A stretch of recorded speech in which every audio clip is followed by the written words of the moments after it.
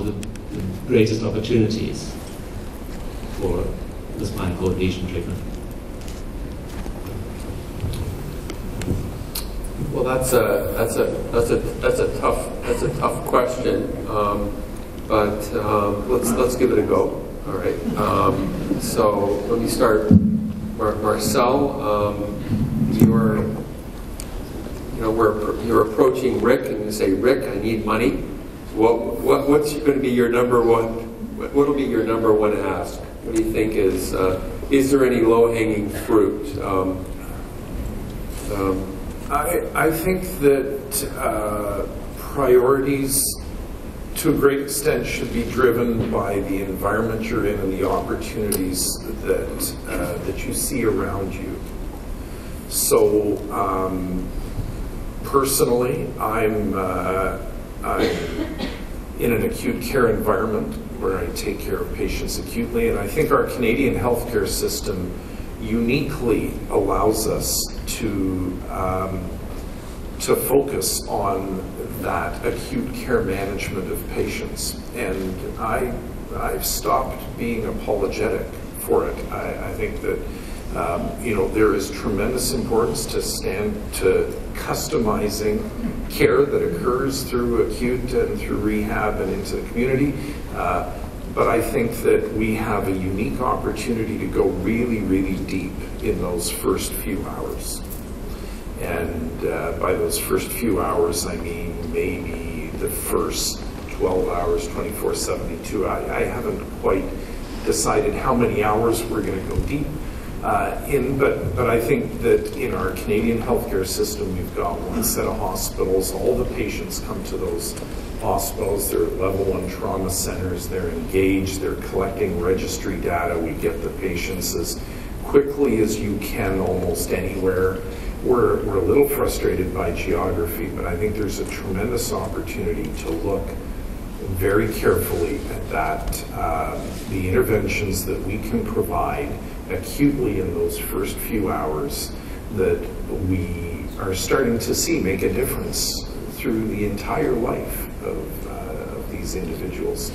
So I would be very self-serving and unabashed and unapologetic about asking Rick for more money to go deep on acute care.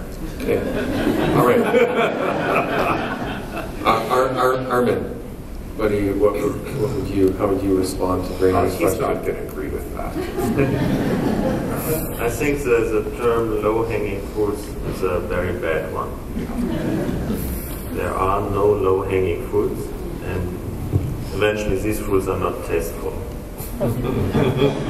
And I think I would, so I don't have the language from Rick, but I would say you need to be bold if you change something really.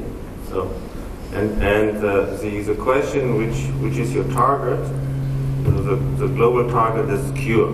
There's no question. That is the target. There are many means or ways to go there, but come on, don't shave it, whatever. So the target is cure. And if you want to do something in this area, again, no low-hanging fruits, and you probably need to invest in some of the activities which are coming now and are promising, whatever. The term promising as well is difficult. But you don't drive the question, I want to change a little bit hand function, I want to change a little bit bladder condition, whatever. No, you want to repair the system.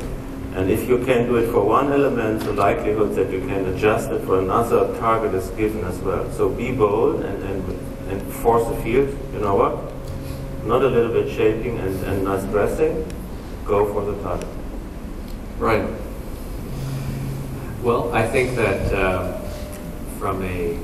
I would echo your comments about cure. I guess, I think Graham's question is couched a little bit in what research priorities there would be. I think that that's sort of what you're getting at. So what are those research priorities? I think that one of the underlying themes that I talked about earlier with is I think that understanding the challenges that exist on either side of that interface of translation, that if we had a better way to classify or characterize the human spinal cord injury, I think that would be very facilitatory to a lot of initiatives.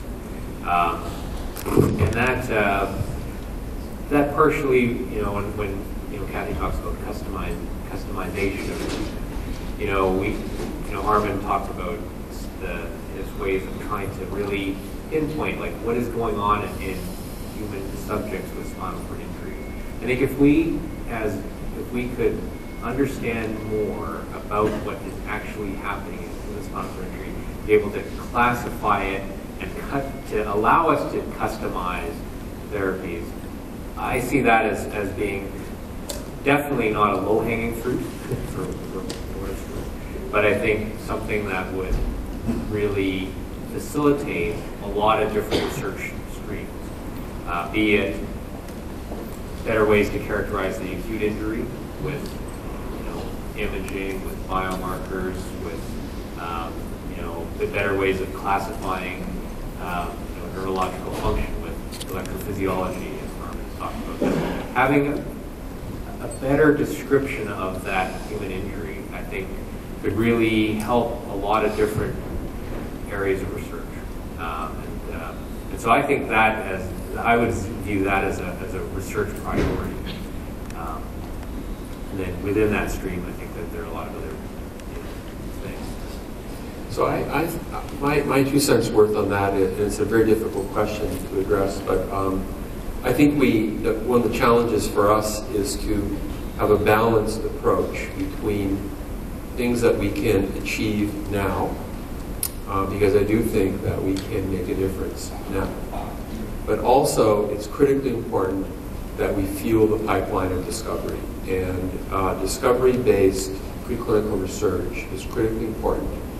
And we've learned a tremendous amount. We've learned enough that we can start thinking about doing clinical trials, particularly in the area of neuroprotection, where we can start applying the biology. We're just starting to skim the surface of applying regenerative strategies in the earliest phase 1 types of studies, but there's a lot we don't know. And we need to continue that pipeline of discovery. And what's really critical is that we have the dialogue between translationally oriented basic scientists and clinicians and researchers and individuals with SCI to ask the right questions and to move things forward. So that would be my 2 cents worth. And I do think that we need to be bold enough to actually try to go for a cure. And Rick, you mentioned it also at the beginning that we need to be bold and to see if we can achieve that. Maybe we never will, but if we don't try, we won't get there. And if we try, we'll probably get a lot closer to having solutions for people. So I think there's no one answer. There's a multiplicity of comments. So, Rick, what are your perspectives on this? No maybes. No maybes. At the end of the day, I think if you state an intended objective and you take a risk and you move forward, the great things happen. And ultimately that we have enough capacity on this earth, either today and in the near future, that we can actually achieve that end. And I think we should be very clear about that. And then it's up to us to chart our course. But ultimately, if we're talking priorities as well, I'd like to make sure that we think about it. We always think about it from the context of people with spinal cord injury and their families, the newly injured who are flat on their back, and their families who are wondering what to do and where to go and who to trust.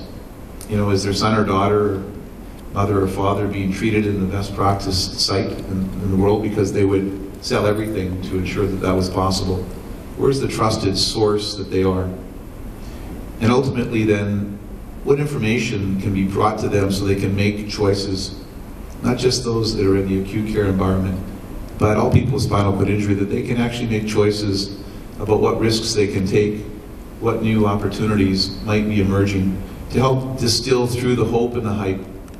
Who's occupying that space? Who's going to step up? Because if we don't, it's not correct. We need to do that. And then who's going to accelerate the gap between when these promising discoveries are emerging, when they start through, to the point where they might even be tested and either discarded or adopted? Because the time frame to date is not acceptable. Who's going to do that? And what is it going to take to accelerate that gap so that it is not in 30 years, 30 years for a discovery to get to a place where it might be tested? That's not good enough. And we need to start thinking clearly about how to do that, all of us, and find solutions. And lastly, what are we going to do to magnify the pool of resources that are out there to continue to fill that pipeline? Because there's not enough knowledge. There's not enough knowledge. There's not enough that we can work on to get to the end. And we know that. And so those are the priorities. And ultimately, it's up to the brilliant people in this room, panel members, to be able to figure out how to do that. And I think from this conference, I think that there's enough capacity to really hit it out of the park. Fantastic.